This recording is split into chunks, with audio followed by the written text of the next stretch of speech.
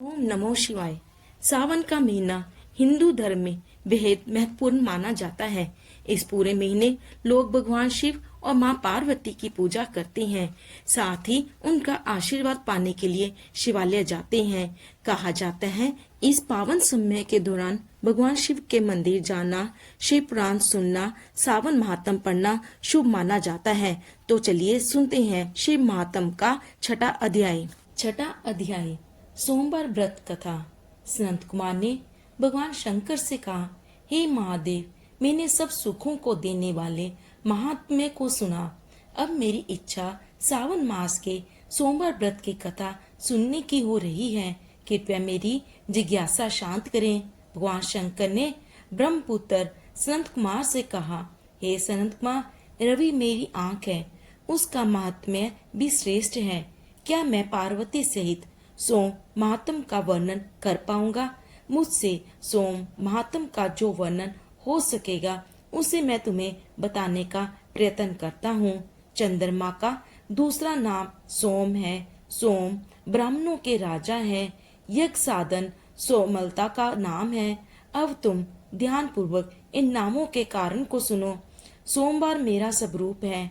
12 महीनों में सोमवार का व्रत करना उत्तम है। यदि वर्ष के सब सोमवार के व्रत करने से कोई असमर्थ है तो श्रावण मास के सोमवार का व्रत करना चाहिए। सावन मास के सब सोमवारों का व्रत करने से वर्ष भर के सोमवार के व्रतों का फल मिल जाता है।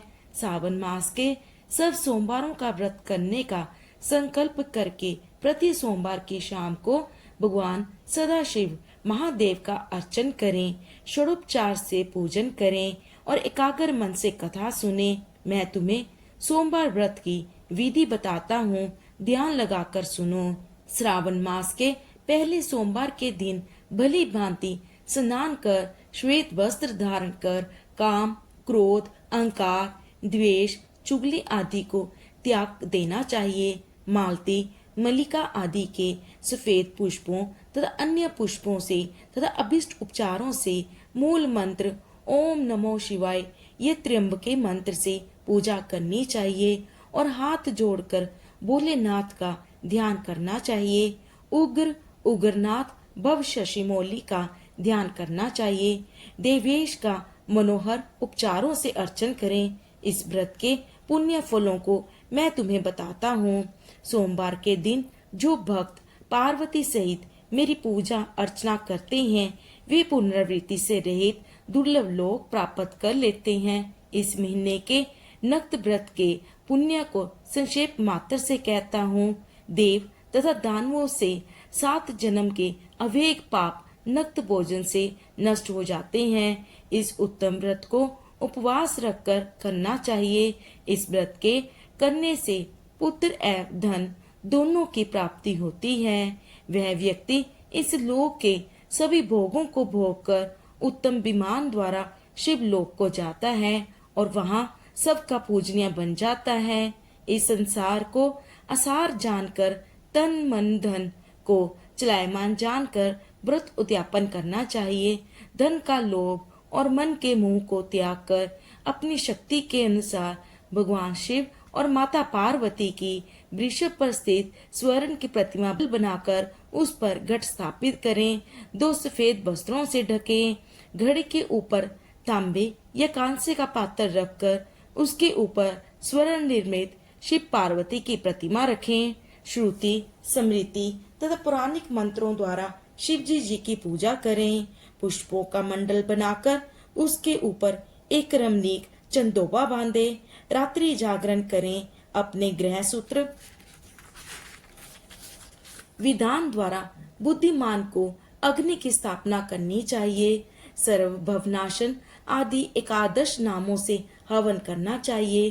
पलाश की लकड़ियों से 108 आहुतियां देनी चाहिए। घी, तिल तथा बेलपत्र आदि ओम नमो शिवाय मंत्र से हवन करना चाहिए। इसके बाद आचार्य का पूजन अर्चन कर दक्षिणा में गौण देनी चाहिए। 11 ब्राह्मणों को भोजन कराकर उनको कांसे के घड़े देने चाहिए। देवता पर चढ़ी सामग्री आचार्य को दें और प्रार्थना करें कि मेरा व्रत पूर्ण हो। इस व्रत से भगवान शिव प्रसन्न हो। आदर पूर्वक हाथ जोड़कर पहले ब्राह्मणों को फिर आचार्य को विदा करें। इसके बाद बंधु बांधवों से भोजन करें। जो विधि विधान से इस व्रत को करता है उसकी सारी इच्छाएं पूरी होती हैं और अंत में वह उत्तम विमान में बैठकर शिव लोक में जाता है, जहां उसे आदर सम्मान प्राप्त होता है। सबसे पहले सोमवार व्रत को भगवान वासुदेव ने किया था।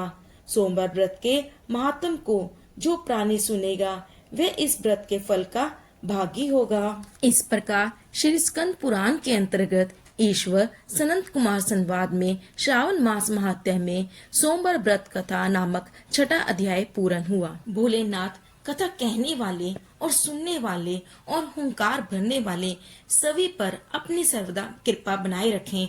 तो प्रेम से बोले हर हर महादेव। माता पार्वती की जय।